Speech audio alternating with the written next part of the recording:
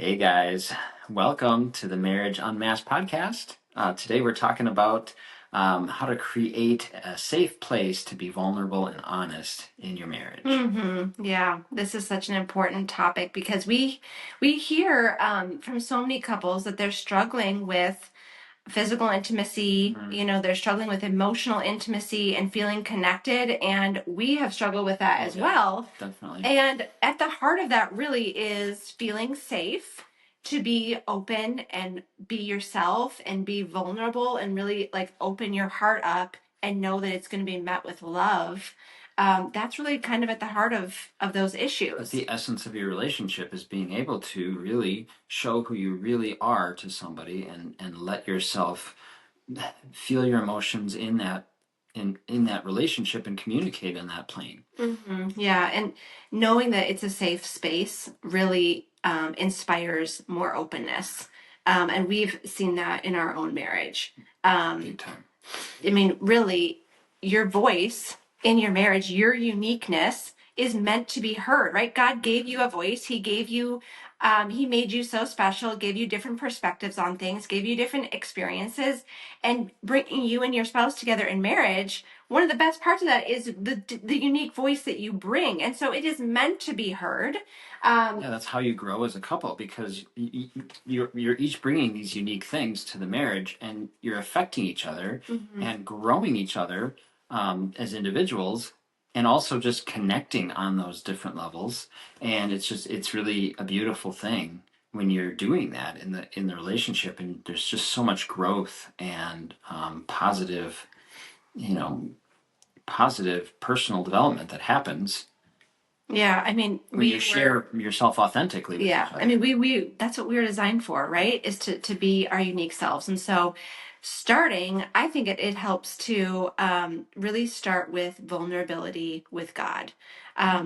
Because you know you're safe with God, right? And if you don't know that, then this is a great thing to practice, is to start to recognize how God meets you, right? When you are open with Him, when you open your heart up and you let out all the emotions, all the thoughts, all the things that are weighing on you, and you see how He responds. You know, He is a loving God. He meets you with so much compassion and kindness and perfect empathy and perfect love. And so that's a great, if you are like, I have an issue with vulnerability in general, it's great to practice that with God. I think, that has Absolutely. helped me so much, is just like knowing that I can be completely open there and then sort things out. Yeah, and that's so that I can come to you with like some of my emotions. I understand them, I can recognize them, and then I can bring them to you because I've really kind of laid it all out for God. Yeah, First. and that's the same for me too. If I've been able to really connect, like just share all this with God and kind of release a lot of this, then it brings me into a much more peaceful place to come to you with, what I'm feeling and thinking as well. And it's like, you might have to kind of adjust your view of God a little bit, because if you're looking at God ever as kind of like not a safe place, He is. That is who He is. He's a constant safe place for you, and you don't have to you don't have to hide from God what you're feeling and going through. You can be very raw and open with Him, just like David is in the Psalms, where he's just like, he lets it out in some of those really like dark Psalms with some really dark negativity. He sees God as such a safe place to just let everything he's feeling out to his Heavenly Father. I mean, and yeah, and I think it's really something that you experience for yourself, and that you, by digging into God's word more, you see who He says He is. You see His character. You see that He is love. Like, He is love, and everything about Him is, from that perfect love. Yeah. And so, even if you do, even if you are struggling with your view of God, which I definitely, like, I would say, like, most of my life, thought that I didn't care for God's love. I was like all about, I thought it was like all about the rules, and the Bible was like the handbook. and I got to follow the handbook, because that, I was trying to be enough for God, really, Yeah. is what I was trying to, and I was always falling short. I was always feeling like I wasn't enough. And so I was always striving for, like, okay, what else can I read in the Bible to practice to be enough? Mhm. And that's just not who God, that's not what he's about. That's not what the Bible is about. And so, yeah, it was a journey to understand God and to rediscover that, or to discover Yeah. his love. And it's okay. Yeah, and you're always going to be at a varying stage of that too. Like Hmm. sometimes you're going to feel really comfortable and sometimes you're not, but just know that God is always a safe place for you. And I'd love to ask God too, like, who are you? Ask him, who are you? How do you love me? How are you taking care of me? How are you being a safe space for me? Like, those are great questions. Yeah. So, I know that we both have struggled so much in our own marriage with this, with creating a safe space, with being honest with each other, with feeling like we can be vulnerable. Yes. I know, recently we had kind of just a hard time, just some hard conversation and whatnot, and Cara was feeling really closed down and kind of like off on her own, and I was trying to trying to open trying to open up that safe place for her, but I knew she wasn't feeling safe. And something that you know I noticed about myself is that a lot of times I'm hiding some of my own true thoughts and feelings in that situation. I'm not being very open. I'm not being very vulnerable. And something I said, I was like, I'm done hiding. I told her I'm done hiding what I truly feel. I'm Mm-hmm. done hiding what I want, what I actually want inside. I'm just going to just go for it. I'm just going to tell you. And that actually helped open her up. Well, first of all, it was extremely attractive. I mean, for when going back to, like, I know we like to talk about the masculine feminine dynamic in a marriage, and Yeah. we have struggled with that. And that was a very masculine statement, to say, like, hey, I'm not going to hide anymore, which is really not a masculine trait, No. to, like, try to be a people pleaser or push your own things down to try to, wait to see what everybody else thinks. He was like, him saying, like, I'm not gonna hide anymore. I'm gonna, like, and I want to, like, just Yeah. put out there what I'm just gonna go with what I feel and what I desire. And I was like, wow, that's pretty incredible, and it was a turn on. And yeah, Yeah. it did open me up too. Because I have a history here of people pleasing. I have a history here, going long back into my childhood of trying to always be aware of what other people are feeling and like temper myself according to how they are doing.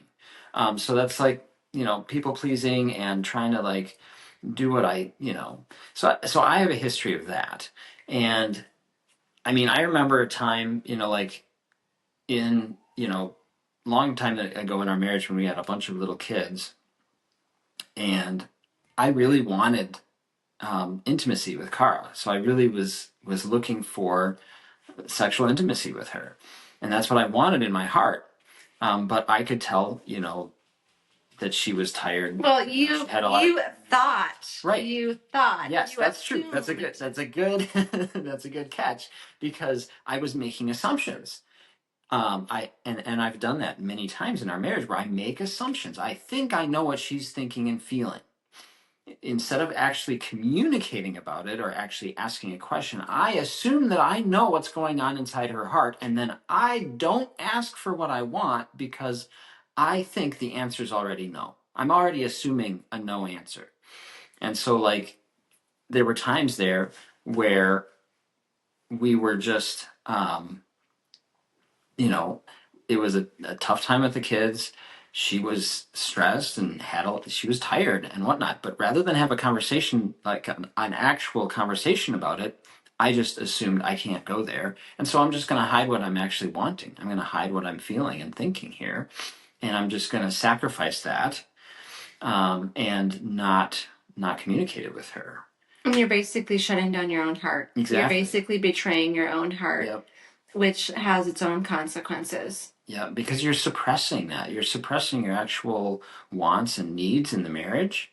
And all that does is stuff it down, and it can create a lot of resentment over time, and just a lot of like pain, and it's completely unnecessary. There's no need for that. I mean, marriage is supposed to be someplace where you can be authentically and completely yourself and Mm-hmm. ask for what you need. Mm-hmm. Um, so it's been helpful to grow in that, from where we were that long ago. Yeah, and I think I have like a different struggle. Mine is more because when I was younger, emotions were not valid, right? It was just like, and I think you actually had that, and you actually had that as well, which is where the people pleasing, where Somewhat, the yeah, like, somewhat, where yeah. the not feeling safe to share your emotions because you struggle with the same thing. But Yeah, certain um, emotions. yeah, Yeah. well, supposed negative Yeah, emotions, exactly. anything that's perceived as negative. But and same kind of for me. I mean, Mhm. obviously joy Yeah. is allowed, but like Usually. any other emotions are just kind of like, there wasn't validation there, Mhm. and there wasn't even space for that. Like, okay, we'll go, just get over it. Basically, you're having an emotion, you're upset, get over it.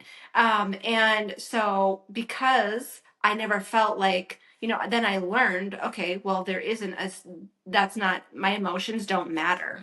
That's what my body learned, is like, your emotions don't matter, get over it, push it down, or, distract or whatever. And so when Adam and I are in a situation like what, I remember, we were supposed to be having a date, and he came home late, and kind of it seemed to him that the whole date didn't matter to him. Like, just kind of going along with his afternoon, like on his phone. And I'm like waiting, like, okay, we're supposed to be having this date. Like, why does he have no urgency towards the date? And so I'm feeling all kinds of emotions. And, I know that I'm upset, but I don't actually necessarily even know what I'm feeling. And so I had to take a walk with God and just, well, and I knew that like, I wanted to just like, I was so upset that I wanted to just have my own, like, I didn't want to depend on Adam to fix what I was feeling. I wanted to go and talk to God about it and kind of get my needs met there. And so on my walk with God, I thought I was disappointed. And then it turns out the deeper emotion was really that I was lonely. I was feeling so lonely in our marriage. Like I was the only one who cared about the date and things like that. And so, coming back to Adam, trying to share that with him, what he would do is then go into defensiveness, because he has issues with insecurity. And, back then he was really struggling with shame and things like that. And so if I'm saying anything that he perceives as could be negative towards him, he's going to get immediately defensive. Yeah, or shut down or whatever. Yep. But And so that's not that I am feeling yep, like, oh, if I share an emotion with him, that's not safe either, because he's just going to defend. He's going gonna to, invalidate that yeah, emotion, or he's going to just shut down. become an unsafe place, like a shutdown or whatever. Like, okay, Mm-hmm. I can't share because this is what I'm gonna get. Mm-hmm. And so Yeah. then basically, I'm starting to just, okay, well then I'm not going to share things, right? I feel like if I want to keep, if I want our relationship to, if we want to have peace in our marriage, if we want to like, Yeah. have a date, I just need to push it, just like when I was a kid, like just get over it, or just, whatever. And so that's not healthy either, because then I'm not going to be open with him. And so, how do you create that safe space for your spouse? Because like we talked about, this is so, so important. And I think we kind of we've given you some Some of it, unhealthy yeah. examples of how not to do that. And so the opposite is really like, one of the things is to be an active listener, right? To be engaged, to be, almost like you're hanging on their every word. Like you want to hear, people can tell, right? You can tell the energy someone's bringing to your conversation. You can tell if they want to learn what you're actually feeling, or you can tell if they're like ready to like jump in and respond, Or right? checked Like, out, or checked out and staring off into right, space. right. Like when they're getting eye contact and you're like, engaged, and distractions are not, like you put the distractions away and you're really like paying attention to each other. Mm-hmm. It creates a better environment than if those things are there. Yeah. And so active listening, getting curious. I think that's such a big one that has been so helpful for us. Oh Instead of yeah, like Adam was talking about earlier, he makes a lot of assumptions. yeah, Oh, well, she's this or and she's going to react that way. But get curious instead of, one of the worst things you can do to in the situation is to make accusations, to blame, to judge people. That is completely unhelpful for creating a safe space. right. Defensiveness, like we just talked about, that's unhelpful for creating a safe space. Criticism, if I am coming to Adam and I'm saying, well, because you were late for our date and you did this and you did that and you did that, right? I'm not creating a safe place for him either. And Immediately so, the defenses are going up and whatnot when you come at things from a blame or a critical way. Yeah, mhm. any of those things create a lot of distance in the relationship instead of the connection that you're going for. And so, what you want to bring to create the safe space is validation. You want to be listening, right? Like we talked about, to really hear and understand their perspective, but then validation. And I know some we didn't even use like I didn't even used to know what the word validation meant. And I didn't, Right? So obviously. I'm like, I don't even know. People like talk about validation. I don't even know. So, like a couple examples of validation, like, I can understand why you'd feel that way. Yeah, Or thanks for sharing that. That matters to me. Even if you don't understand it, even if yeah, you're like, I don't agree with them, you could still say, like, thanks for sharing your perspective. right. Even if I don't understand it, I do appreciate that Yeah. you shared that with And you're me. validating the emotions. You're not necessarily validating all the words that they're saying, but you're validating the emotions behind what they're saying. So like I hear you saying that you're angry and that makes sense that you're angry. Like I thank you for telling me that you're angry right now. What you don't want to do, which I know has happened for us, is like sometimes I feel like Adam is literally just being like a robot. And like, I know I'm supposed to say this, so I'm going to say. I Not mean, quite in a monotone, but we yeah. can, I yeah, mean we can sometimes give each other grace too, yeah. but I think sometimes a trap can come in like where when you guys are learning certain things and you're growing together, where it can almost be like you're just spitting out things and it can feel a little disingenuine. Yeah. Your So heart should be engaged in the yeah, communication too. yeah, It, you sh- it can shouldn't tell. just be like going through the motions, like, oh, I know this is what I'm supposed to say, Right, so I'm going to say that. right. I mean, that isn't helpful either because they're going to pick up on that, and it's not going to be genuine and authentic. And really, if you don't understand their perspective or you don't, agree or whatever, um, a safe place, part of that is to embrace your differences. Like giving yourself a little bit to like be open to the fact maybe that's okay, right? Maybe it's okay they have a different opinion than me. Adam and I are so vastly different. This is like always a work for us, Yeah, it is. to embrace each other's differences or to just even respect them. Yes. Um, and because at the beginning, holy cow, like Yeah, because if you're just there, judging each other's differences all the time and being reactive to each other's differences, I it mean, creates a lot of our unhealthy first year of marriage, I know communication. I was probably making it such an unsafe place because I was basically judging Adam for so many things that I didn't like. And I was like, you know, calling out all the ways he was different. And I was just like so put off by. And now I'm like, oh man, like, oh, that's so hurtful. And I just feel so bad about it. But obviously, he has forgiven me and we can Yeah. forgive ourselves. But, that's a huge thing is to embrace the differences or at least respect them. Also, it really helps, like Adam did the other day when he was talking about how when I was kind of like having my own time and my space, and he came in and let me know, like, hey, I'm done hiding. I want to like. He was really sharing vulnerably first, and when you share something vulnerable first, your spouse feels like, oh, that creates this safety and It's this openness, like, oh, I want to share something vulnerable back, Yeah. right? It Like, invites vulnerability from the other person. right, like when you meet someone, and you can keep it super surface level, right? Like, hey, how are you? Great, how are you? Good, right? Or you can like actually be a little vulnerable and actually share something real.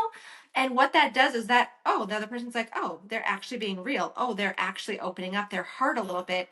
And that often inspires them to open themselves up a little bit more too. Yeah. So that's another way to create safety, is to just, try being vulnerable first. Someone take that first step. And really in this whole conversation of creating safety, I think you have to really think about past trauma that can really play a role in if you're feeling safe, especially when emotions are heated or things like that. You may trigger, we've dealt with that. Oh yeah. And Yeah, you're triggering back to some past childhood trauma or something else, and you have to be aware of those triggers. Like that's part of knowing your partner, knowing your spouse, to really understand and have talked through some of these things and where there's, like what healing have they been working on and what are the things that are going to trigger a response, and then to have compassion when that response is triggered.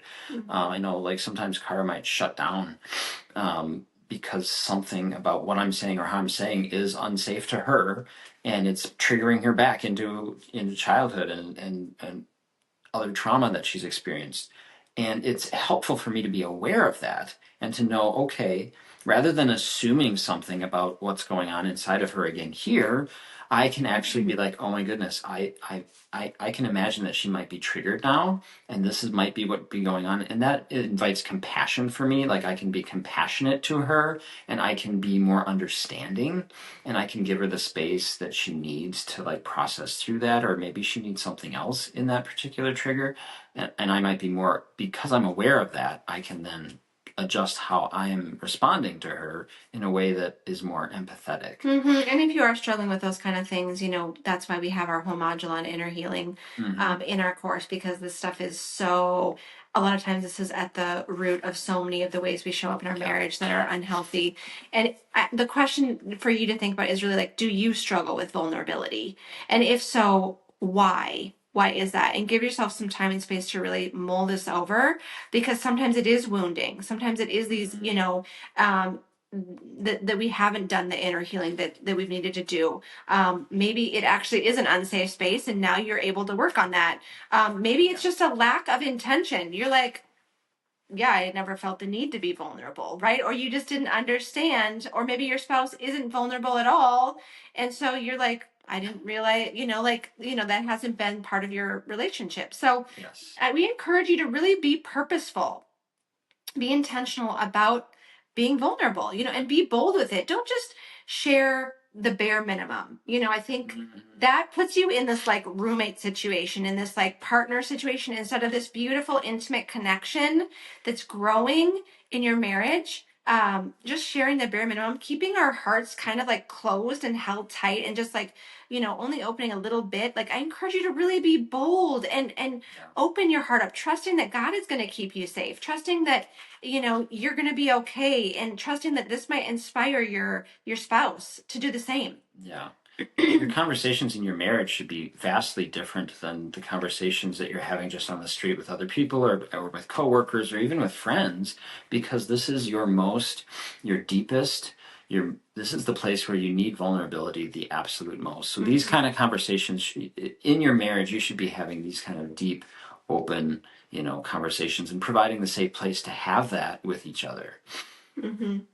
And what about men specifically, honey? Because I know that so men can be a little different with vulnerability. Yeah, vulnerability can be kind of a touchy subject for guys, especially since there's a lot of societal pressure on men to be very strong and to have like almost like a armor on at all times.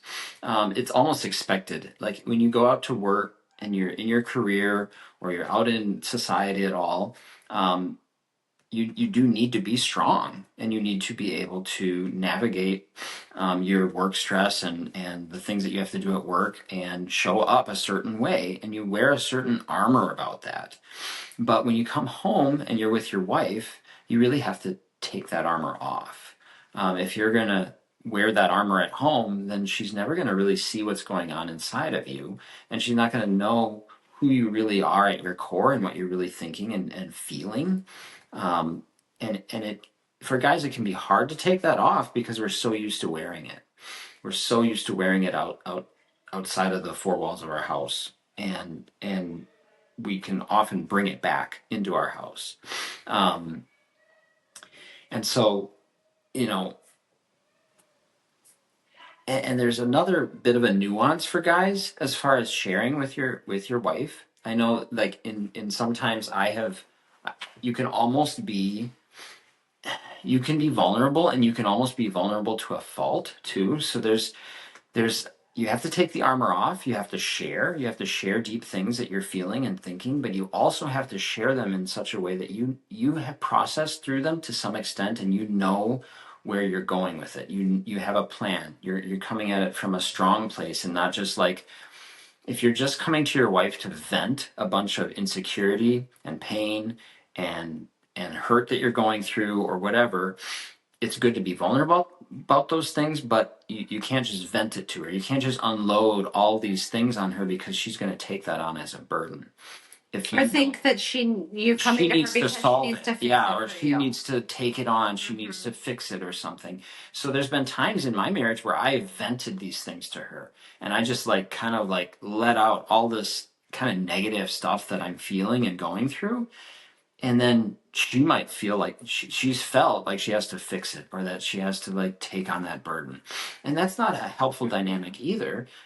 Because as a man, I don't, like, then it's almost, it's getting the masculine and feminine dynamic wrong actually at that point, or not really wrong, but it's Off. off, out of balance then. So when I share, I want to be careful. I do want to share my heart. I want to share what's authentically happening inside of me, but I also want to share it in a strong way, and share it with the um, that I have a plan, that I have a forward direction here. Like, I'm not just sharing this To get help. to get help. I'm For me to sharing like these take things. care of him. Yeah, I'm sharing these things because I want you to know them, but I'm handling them. I'm handling my business, and I'm working through it, and to let her know that as I share share those things with her, is very important for a man to do. It's a little bit different than how a woman shares, because she can really, we for feminine dynamic, it's like you want to be able to relax fully into your man. A man doesn't need to like swoon into his wife's arms, right? Like, he is still strong, he is still capable, but he is still going to open his heart up to his wife, and let her see some of these things going on inside of him, even though he fully is taking care of it, right? Like, he doesn't need her to come in and mother him and take care of him. When a man shows up that way, that can really get that ruins the attraction in the relationship. It ruins so many things. It makes That's things why get off balance. That's why for guys, it's very important for us to take our stuff to God, and to really work through those things with God. And it is helpful to have other guys, because other guys, if you have a group of men that you can be really authentic and real with, and who are a safe place for you, that is really helpful for men. I've been part of a men's group, and that can be a really, really helpful thing for a man, to have a safe group of guys to be vulnerable and raw and real with, and you can come a little unhinged in that setup, because it's not your wife. So there's not that, the relationship is different. They're going to help you guide you in that, and they're going to help you give you support in what you're going through, and oftentimes they'll validate you in certain ways, and they'll give you steps forward in a way to how to deal with it. And so if you have those needs met with a bunch of guys, that can really help you come back to your wife and say, this is what's going on, but here's how I'm working through it. So we want to offer up our whole selves to our spouse, right? We don't want to like hold part of ourselves in, whether it's from wounding or for whatever reason. We really want to meet our spouse's vulnerability and honesty with life-giving words too. Like, when they do share their heart, it is destroying that safety to then criticize or say, why do you feel that way? Like, that is so this, like, how can you be angry about that? Like, how dare you this? Or, you know what I mean? Like, just ruining that safety with these words that are not life. So trying to, really speak life-giving words. Just remember, no one else can hurt or encourage your spouse in the way that you can.